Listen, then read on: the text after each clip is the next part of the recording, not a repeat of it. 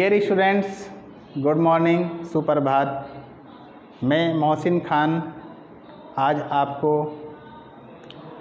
रसायन शास्त्र का एक अति महत्वपूर्ण अध्याय पढ़ाने जा रहा हूं और यूट्यूब पर मेरे चैनल का नाम है मिनट बाय केमिस्ट्री। आप वहां पर भी इस वीडियो को पाएंगे और इसका आनंद लेंगे।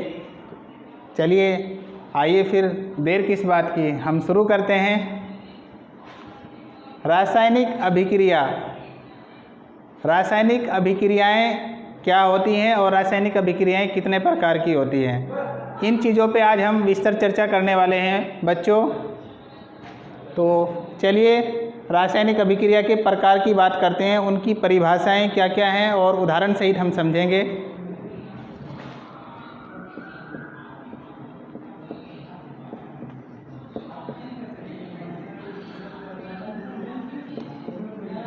रासायनिक अभिक्रियाएं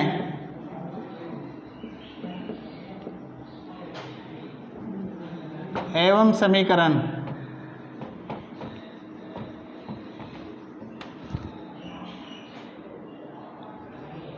अब हम देखेंगे सबसे पहला प्रकार रासायनिक अभिक्रिया का संयोजन अभिक्रिया से हम शुरू करते हैं। संयोजन अभिक्रिया। संयोजन अभिक्रिया किसे कहते हैं? ऐसी रासायनिक अभिक्रिया जिसमें दो या दो से अधिक तत्व आपस में प्रतिक्रिया करके एक नए पदार्थ का निर्माण करते हैं। जिस रासायनिक अभिक्रिया में दो या दो से अधिक तत्व आपस में जुड़कर या प्रतिक्रिया करके एक नए पदार्थ का निर्माण करते हैं उसे हम संयोजन अभिक्रिया कहते हैं। तो संयोजन अभिक्रिया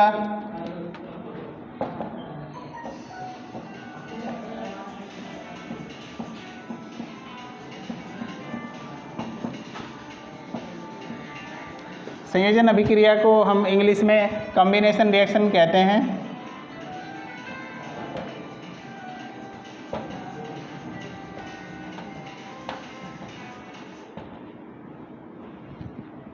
संयोजन अभिक्रिया में जैसे नाम से ही पता चल रहा है कि दो या दो से अधिक चीज़ें आपस में जुड़ेंगी और नई चीज़ का निर्माण होगा। तो आइए एक मज़ेदार उदाहरण के साथ इसको समझ लेते हैं हम। जनरल रिप्रेजेंटेशन आप ऐसे भी कर सकते हैं। सपोज करो किसी रासायनिक अभिक्रिया में A प्लस B आपस में जुड़ रहे हैं, प्रतिक्रिया कर रहे हैं और एक नए पदार्थ का निर्माण हो रहा है जिसको हम C का नाम दे देते हैं। तो इसको भी हम एक प्रकार से संयोजन रासायनिक अभिक्रिया कह सकते हैं। तो आइए अब हम इसको रासायनिक संकेतों के रूप में एक रासायनिक अभिक्रिया लिख के समझते हैं।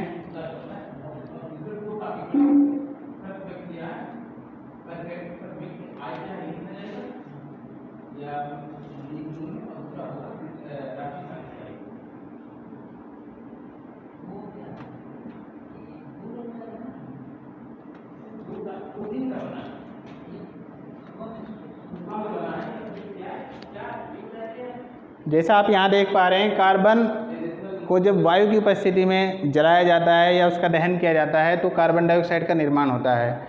इस रासायनिक अभिक्रिया में दो अभिकारक आपस में प्रतिक्रिया कर रहे हैं। अभिकारक यानी दो रिएक्टेंट्स आपस में प्रतिक्रिया करके एक नए उत्पाद का निर्माण कर रहे हैं, यानी कार्बन डाइऑक्साइड इस रिएक्शन में प्रोडक्ट है। इस अभिक्रिया को हम कहेंगे संयोजन अभिक्रिया। चलिए अब हम पढ़ते हैं विस्थापन अभिक्रिया। विस्थापन अभिक्रिया क्या होती है? जैसा आप देख पा रहे हैं यहाँ पर, विस्थापन अभिक्रिया नाम से ही पता चल रहा है जिस रासायनिक अभिक्रिया में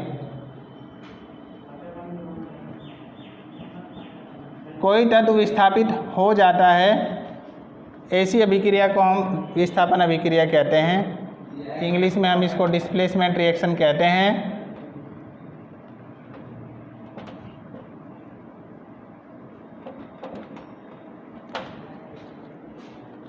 विस्थापन अभिक्रिया जैसे आप इस उदाहरण से भी समझ सकते हैं।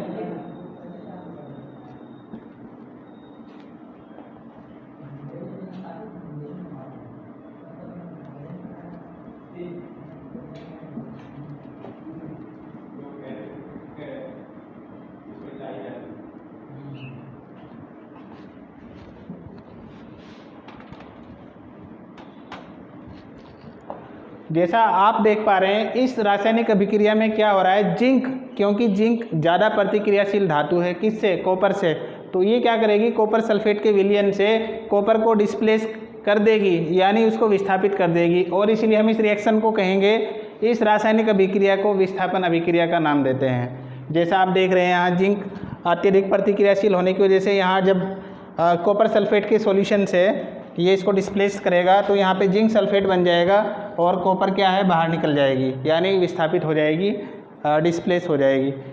चलिए, विस्थापन अभिक्रिया क्यों इम्पोर्टेंट है हमारे लिए जानना। विस्थापन को ज़्यादा गहराई में समझने के लिए आपको सबसे पहले सक्रियता श्रेणी को याद करना अति आवश्यक है। सक्रियता श्रेणी, जिसको हम इंग्लिश में रिएक्टिविटी सीरीज कहते हैं, उसमें तत्वों को उनकी क्रियाशीलता के क्रम में व्यवस्थित किया गया है, तो उस क्रियाशीलता को आपको याद करना है, और जब आप उसको याद रख लेते हैं तो रसायन शास्त्र, जो कि मानव जीवन के लिए एक अति महत्वपूर्ण विज्ञान है, तो उसमें आप बहुत अच्छा कर सकते हैं, उसको अच्छे से एक्सप्लोर कर सकते हैं। तो आइए हम एक रिएक्शन और देखते हैं यहाँ पर कि रिएक्शन संभव कब नहीं हो पाती है, कौन सी रिएक्शन। तो एक दूसरा उदाहरण ले लेते हैं, यहाँ हम देखेंगे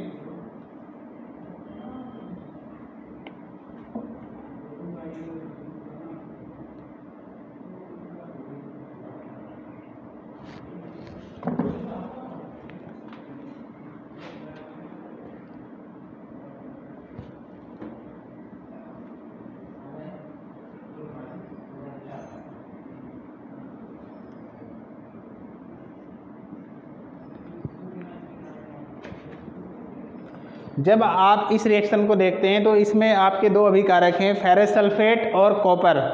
तो यहाँ पर आप देखेंगे फेरस सल्फेट जब कॉपर के साथ रिएक्ट कर रहा है तो ये रिएक्शन संभव नहीं हो पाएगी।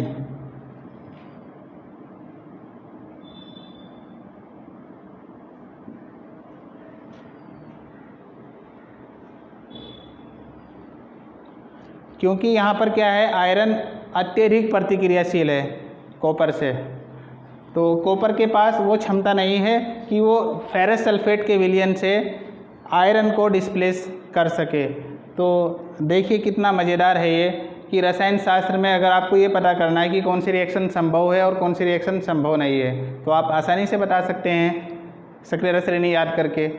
सक्रियता श्रेणी की जब हम बात करते हैं, सक्रियता श्रेणी में सबसे अधिक क्रियाशील जो तत्व हैं, सबसे ज़्यादा क्रियाशील है पोटासियम, फिर दूसरे नंबर पे सोडियम आता है, और उसमें एक क्रम है, उस जो बनाया गया है क्रम, उसको हाइड्रोजन का एक बेस बनाकर बनाया गया है, यानी कि जो हाइड्रोजन से ऊपर हैं सक्रियता श्रेणी में जितने भी तत्व वो क्या है, अधिक प्रतिक्रियाशील हैं, और जो हाइड्रोजन से नीचे हैं वो कम प्रतिक्रियाशील हैं। और जो कम प्रतिक्रियाशील हैं जैसे आपका copper, silver, gold and platinum, उनके पास वो क्षमता नहीं है कि वो हाइड्रोजन से ऊपर वालों को डाइल्यूट सॉल्यूशन से यानी तनुकृत विलयन से डिस्प्लेस कर पाए, यानी कि विस्थापित कर पाए। तो अब हमने बात विस्थापन की हो चुकी है, तो अब हम द्विविस्थापन की बात करते हैं। द्विविस्थापन, जैसा कि नाम से पता चल रहा है, द्विविस्थापन वो रासायनिक अभिक्रिया होती है जिसमें दो तत्व यानी दो आयनों की अदला बदली होती है, आपस में आयन का एक्सचेंज होता है आपस में, उस अभिक्रिया को हम द्विविस्थापन अभिक्रिया कहते हैं। और द्विविस्थापन अभिक्रिया के हमारे दैनिक जीवन में बहुत सारे उदाहरण हैं। आइए हम एक दो उदाहरण से समझते हैं इस अभिक्रिया को।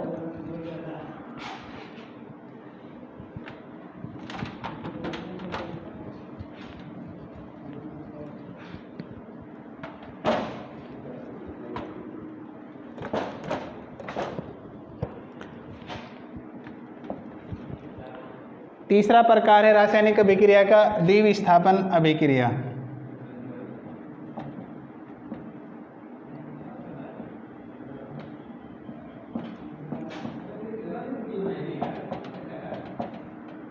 द्विविस्थापन अभिक्रिया यानी डबल डिस्प्लेसमेंट रिएक्शन।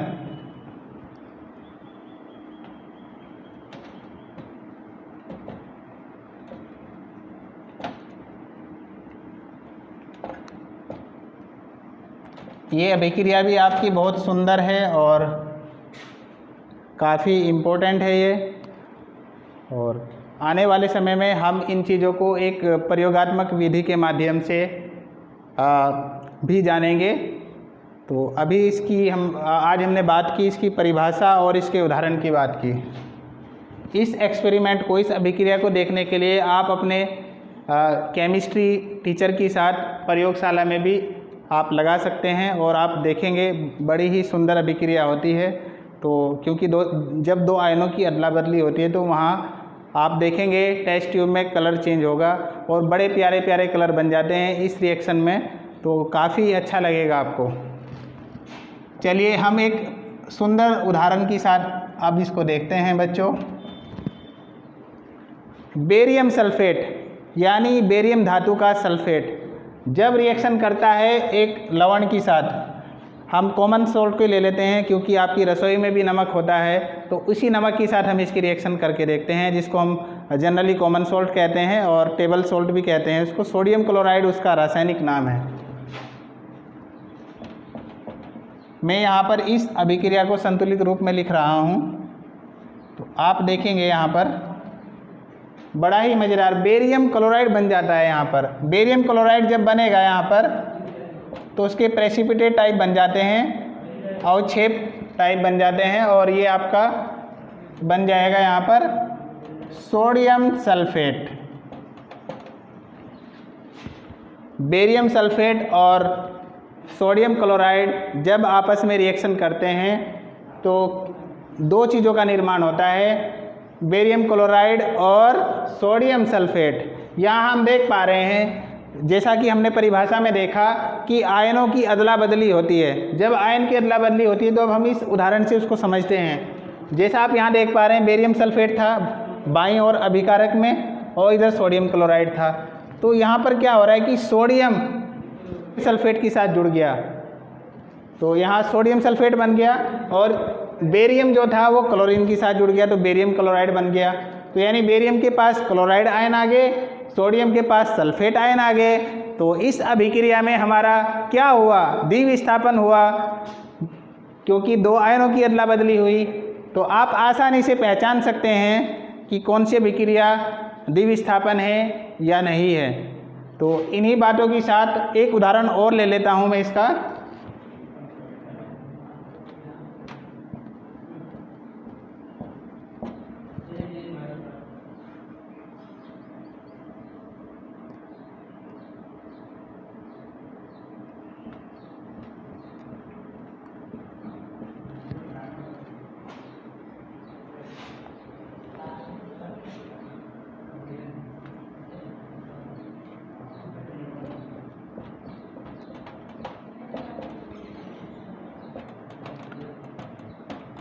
दूसरा उदाहरण भी आपका बहुत मज़ेदार है। इसमें आप देखते हैं पोटासियम सल्फेट जब नाइट्रिक अम्ल के साथ रिएक्शन करता है तो पोटासियम नाइट्रेट बनाता है और सल्फ्यूरिक अम्ल बनाता है, सल्फ्यूरिक अम्ल।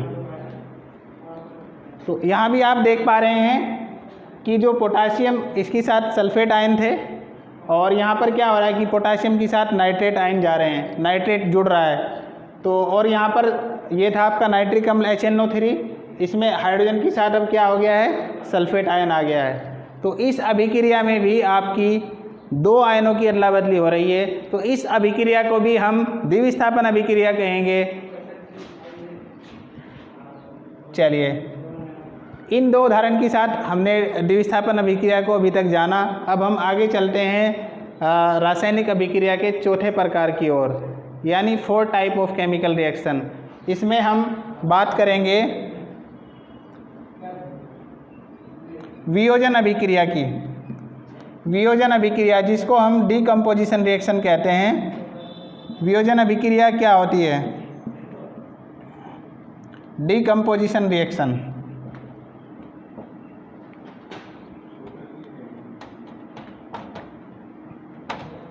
जैसा आप अपने दैनिक जीवन में भी देखते हैं, इस अभिक्रिया को हमें समझने के लिए हम जनरल उदाहरण भी ले सकते हैं अपनी लाइफ से।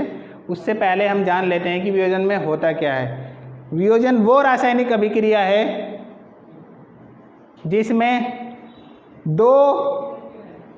एक पदार्थ गर्म करने पर या प्रकाश के द्वारा, प्रकाश की ऊर्जा के द्वारा या विद्युत अपघटन के द्वारा दो या दो से अधिक भागों में विखंडित हो जाता है, बट जाता है, उस अभिक्रिया को हम वियोजन अभिक्रिया कहते हैं। इस अभिक्रिया को समझने के लिए हम सबसे पहले आज जो बात करने वाले हैं उष्मीय वियोजन की बात करेंगे। वियोजन के हम 3 प्रकार पढ़ेंगे। नंबर 1 उष्मीय वियोजन, नंबर 2 प्रकाशीय वियोजन, नंबर 3 विद्युत अपघटन, जिसको हम इंग्लिश में इलेक्ट्रोलिसिस बोलते हैं। तो बहुत ही इम्पोर्टेंट टॉपिक है आपका वियोजन अभिक्रिया।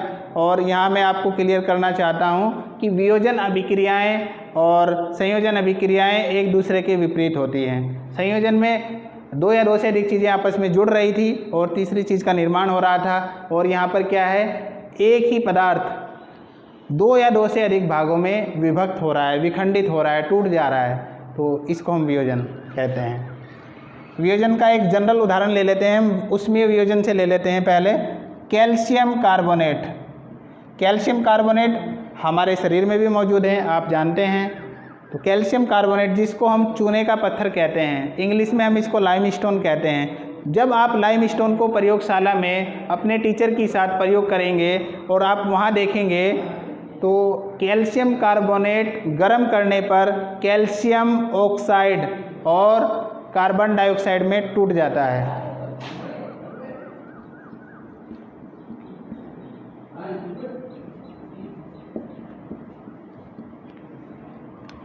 और इस अभिक्रिया को, क्योंकि इसमें ऊष्मा का इस्तेमाल हो रहा है, इसलिए हम इसको क्या कहेंगे, उष्मीय वियोजन कहेंगे।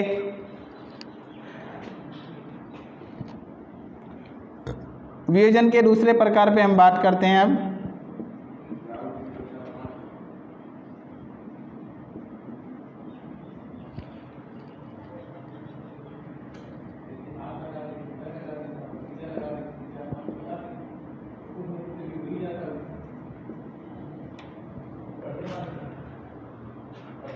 जैसे हमने उष्मीय वियोजन को जाना, ऐसे ही हम प्रकाशीय वियोजन को देखते हैं। प्रकाशीय वियोजन में क्या होता है, सूर्य के प्रकाश की उपस्थिति में या प्रकाश ऊर्जा E = hν जब सिल्वर ब्रोमाइड AgBr पर पड़ती है तो वो क्या होता है, 2 भागों में टूट जाता है, सिल्वर और ब्रोमीन में। इसको हम कहते हैं प्रकाशीय वियोजन, क्योंकि इसमें प्रकाश की ऊर्जा का इस्तेमाल हो रहा है। बड़ी क्लासों में आप जानेंगे कि सर एल्बर्ट आइंस्टाइन ने फोटो इलेक्ट्रिक इफ़ेक्ट में बताया था कि जो ऊर्जा है E = hν, photon of light की जो ऊर्जा है वो E = hν होता है। h प्लांक्स कांस्टेंट है यहाँ पर, ν फ्रीक्वेंसी है, फ्रीक्वेंसी ऑफ लाइट।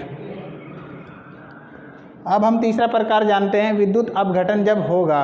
विद्युत अपघटन, जिसको हम इंग्लिश में इलेक्ट्रोलाइसिस कहते हैं, तो उसमें भी क्या होगा, जब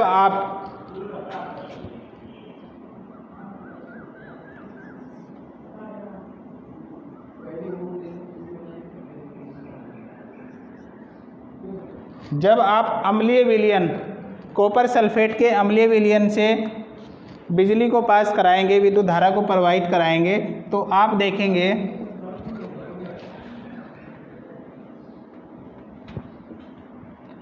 देखेंगे कि कॉपर 2+ और सल्फेट आयन, जब आप यहाँ पर विद्युत धारा का प्रवाह कराते हैं, इसको कहते हैं विद्युत अपघटन। विद्युत अपघटन या विद्युत के द्वारा हुआ वियोजन।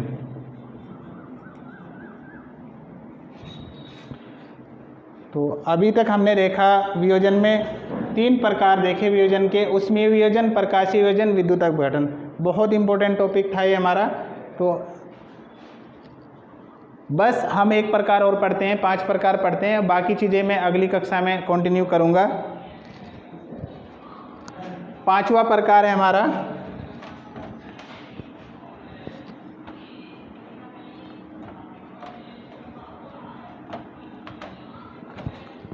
उपचयन अभिक्रिया। उपचयन अभिक्रिया किसे कहते हैं? उपचयन अभिक्रिया, उपचयन को हम इंग्लिश में ऑक्सीडेशन कहते हैं। ये भी बहुत सुंदर और काफ़ी महत्वपूर्ण अभिक्रिया है हमारे दैनिक जीवन में, क्योंकि इसका काफ़ी लेना देना है। हमारे शरीर की जो विभिन्न गतिविधियाँ चल रही हैं, शारीरिक क्रियाएं, वहाँ भी इसका काफ़ी इस्तेमाल होता है। इसको हम ऑक्सीडेशन रिएक्शन बोलते हैं। ऑक्सीडेशन है क्या? ऑक्सीडेशन वो प्रोसेस होता है, वो प्रक्रिया होती है जिसमें क्या होता है, कोई तत्व जब ऑक्सीजन को ग्रहण कर लेता है या हाइड्रोजन को निकाल देता है या निकल जाती है उससे, उस प्रोसेस को हम ऑक्सीडेशन कहते हैं। या जिस प्रोसेस में लॉस ऑफ इलेक्ट्रॉन होता है, इलेक्ट्रॉन की हानि होती है, उसे हम ऑक्सीडेशन कहते हैं। और आइए इसको एक हम अभिक्रिया के द्वारा समझते हैं। जैसा आप देख पा रहे हैं यहाँ पर, जब कॉपर एक धातु होती है जो कि भूरे रंग की होती है। जब आप इस एक्सपेरिमेंट को अपनी प्रयोगशाला में भी आप लगाएंगे तो आप देखेंगे भूरे रंग का पदार्थ यानी भूरे रंग की धातु कॉपर, जब उसका वायु में दहन करेंगे आप, तो वो क्या है, काले रंग के पदार्थ में तब्दील हो जाएगी, बदल जाएगी। क्यों बदल जाएगी? क्योंकि यहाँ पर आपका कॉपर ऑक्साइड बन जाएगा। कॉपर ऑक्साइड डार्क कलर का होता है यानी काले रंग का होता है, तो इसको आप देख सकते हैं। और कॉपर जो है आपकी तांबा भूरे रंग की धातु होती है।